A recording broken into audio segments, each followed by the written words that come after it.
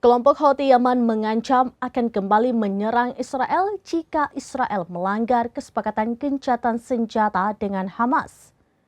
Sebelumnya Houthi menegaskan baru akan berhenti menyerang Israel jika gencatan senjata terwujud. Adapun saat ini gencatan senjata di Gaza sudah hampir tercapai.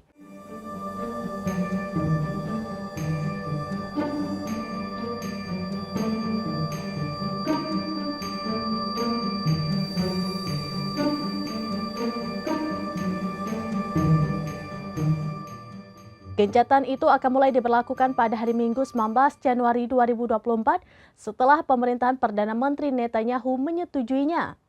Pemimpin Houthi Abdul Malik Al-Houthi pada Jumat 17 Januari 2024 mengatakan Israel telah gagal besar dalam operasi militernya di Gaza seperti yang dikutip dari The Times of Israel.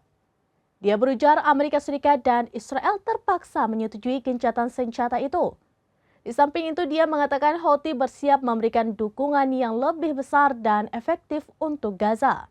Houthi akan melihat penerapan kesepakatan itu dan jika ada pelanggaran oleh Israel, maka pihaknya bersedia menyediakan bantuan militer kepada rakyat Palestina kembali.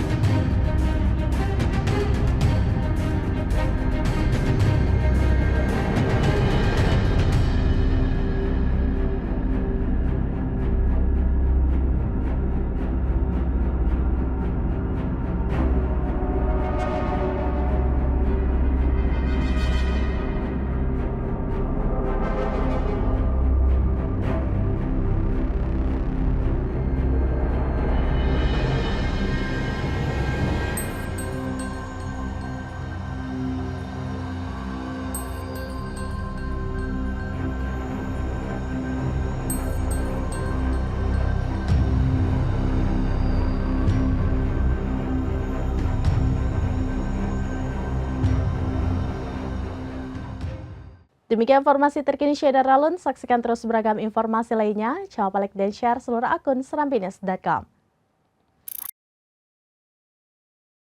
Download Tribun X sekarang.